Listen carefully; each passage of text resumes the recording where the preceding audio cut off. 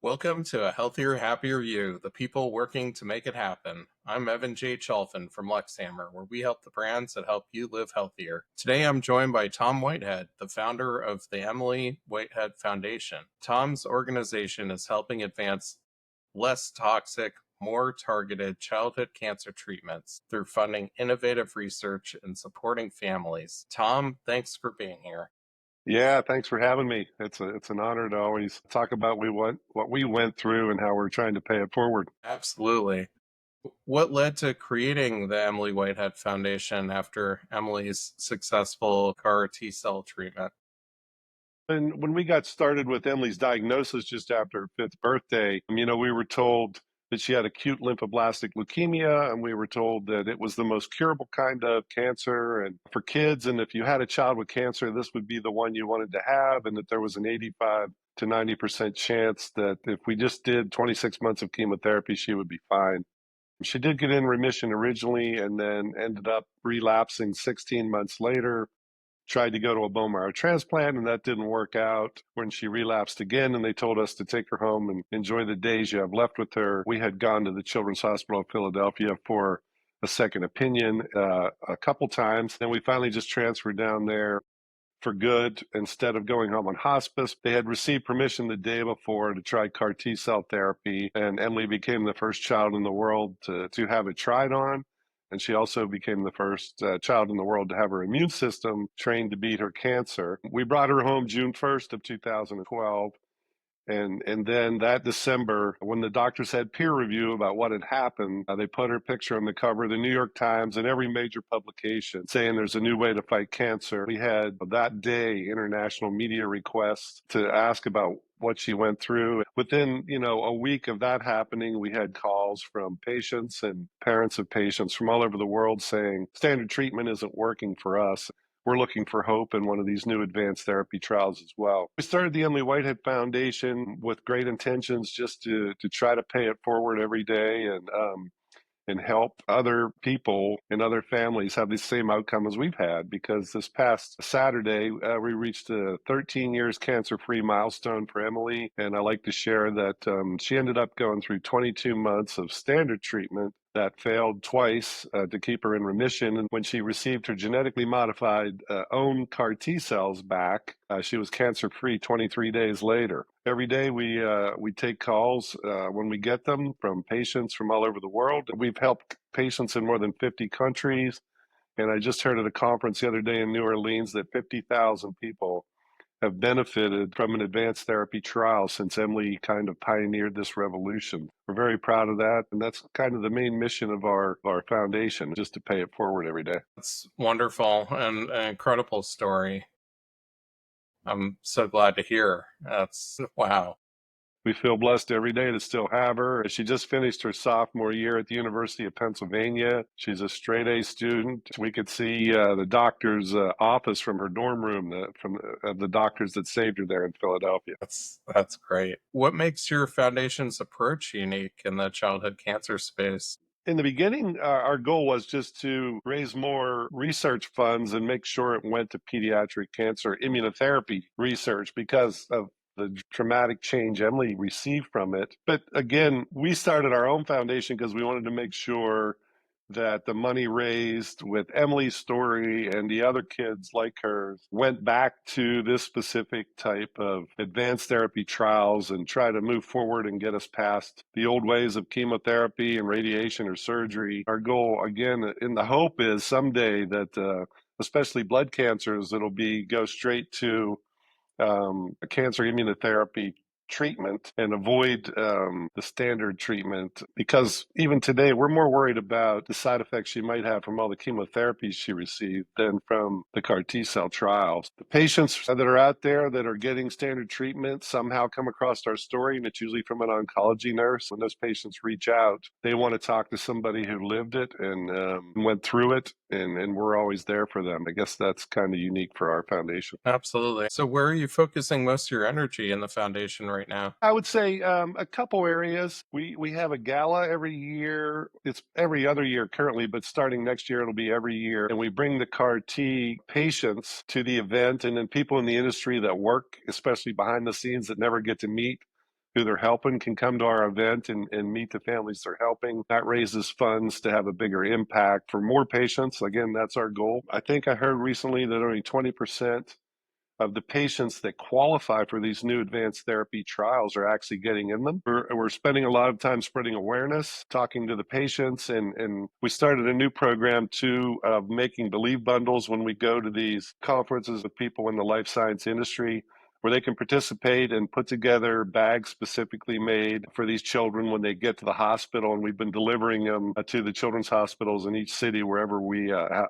attend a conference or hold an event. Wow, that's great. So, besides that, do you have any other fundraising or awareness strategies that have been working particularly well? Besides the gala, we show up in marathons now, and we have people running for us and raising money. They're very passionate. The runners that get into these events, it's very inspiring to me. We have a golf tournament every year. We expanded that last year and had 2 golf tournaments. We live in a small town with a 9-hole golf course, and over 10 years, we raised $500,000 at that golf tournament just because people are inspired to come and attend and have a great day, but also make a difference for these children. It's always tough to raise funds, and you learn that when you start a nonprofit, but we're doing everything we can. The other way that I'm able to bring in funds is by doing keynote talks, mostly in person, but some are virtual since COVID started. But we'll do talks for these companies and they make donations back to us so they can inspire their teams that are working so hard and missing time with their families to try to create these new therapies. That's great.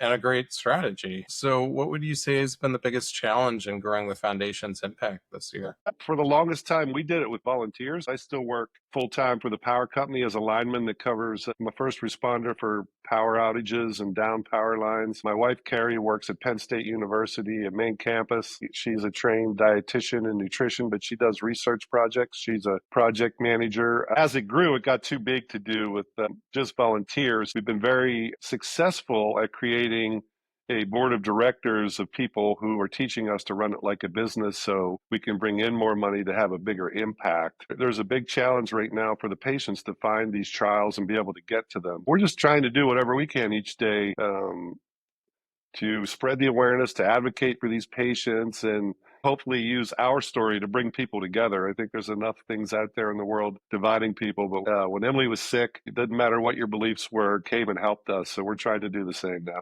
That's really important to point out. I appreciate that.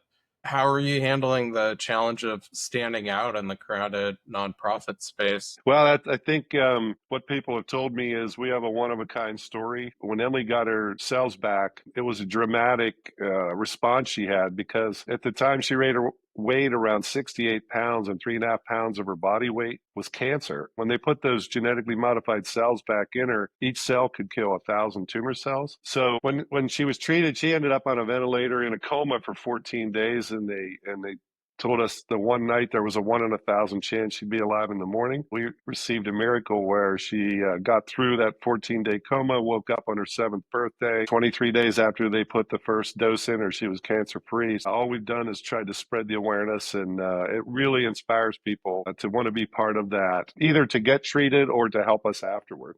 Do you have any particular challenges in spreading awareness that you've been up against? Well, I'll tell you, we learned early on with that. First day that her picture was on the cover of the New York Times, we had requests from all over the world to do that media. I personally worked with Oscar-winning film director Ross Kaufman for over 8 years to put a feature documentary film together to educate people and let them know what happened in our story. It's currently available on Apple and Amazon for rent, and that's called Of Medicine and Miracles. We've learned with this revolution that a lot of these companies need more young workers coming into the workforce to be part of making these new cancer treatments and rare disease treatments. So we participated in the last couple of years in an IMAX film, and the title of that is Superhuman Body World of Medical Marvels. They wanted to show Emily thriving in life rather than just somebody who survived. So we got to scuba dive together and we filmed for that to show. Ours is one of 3 or 4 stories that show modern medical breakthroughs. That's currently at the Carnegie Science Center in Pittsburgh and the Boston Museum. And you can see it on superhumanbodyfilm.com. You don't have to separate faith and science.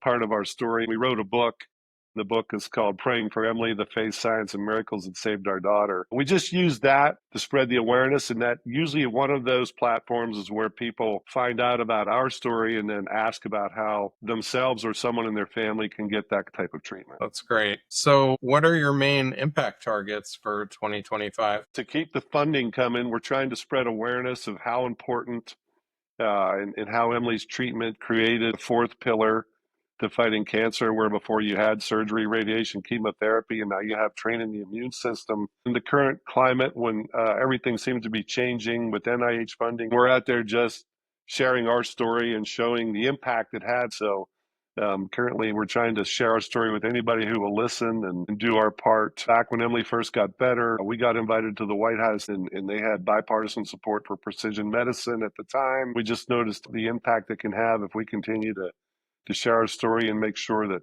the people who make the decisions want to fund it. Absolutely. So, which areas of the foundation are you most focused on expanding? All around awareness and education and advocacy. So when the next patient reaches out to us with whatever their problem is, hopefully we can help them find a trial and pay it forward so they can have the same outcome as our family. What changes do you see impacting childhood cancer treatment in the next few years? Are you seeing any new things coming Yeah, down the so line? I've talked to Emily's oncologist, Dr. Stephen Grupp, at the Children's Hospital of Philadelphia. Recently, he said when these kids who are running out of options, say, for instance, a CHOP, get there to Philadelphia at the Children's Hospital of Philadelphia, and he can actually treat them with CAR T cells. He has like over a 90% success rate in getting them into remission. And what we're very passionate about now is if you get a child that's just newly diagnosed, say, with B cell acute lymphoblastic leukemia that's standard risk, I think in the next few years, you'll be able to go straight to CAR T cell therapy and avoid all the chemotherapy and radiation. When they get a chance to treat these children, when it works, they're cancer free within 28 days usually. We'd love to That's see that be incredible. frontline for the blood Yeah, cancers. On a personal note, I go to all these conferences to educate myself too, because some of these treatments now are starting to work with autoimmune disease, and I myself have been treating Crohn's disease for myself with infusions once a month, usually for 25 to 30 years. I hope less people have to suffer with these autoimmune diseases in the future. yeah, definitely. Is that can I ask, is that Entivio or what do you Yeah, well, uh that's an option for me that I haven't tried yet. But the thing that's worked for me, I've been on the Remicade infusion since July of 2001. wow, So that really changed my life for the better, and very thankful.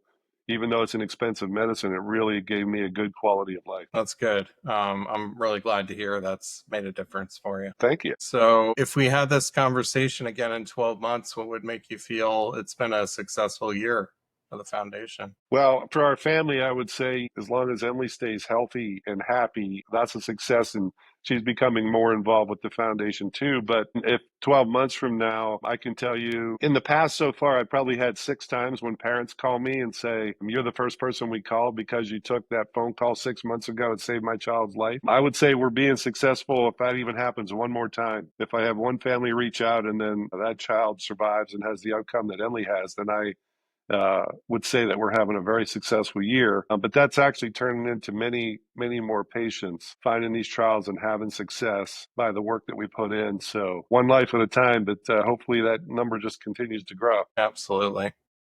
Well, that's it for today's episode of A Healthier, Happier You, the people working to make it happen. A huge thank you to Tom Whitehead for sharing the incredible work that the Emily Whitehead Foundation is doing. To support their mission or learn more, visit emilywhiteheadfoundation.org. If you enjoyed this conversation, make sure to subscribe, leave a review, and share it with someone who could benefit. Thanks for listening. Until next time, stay healthy, stay happy, and keep making a difference.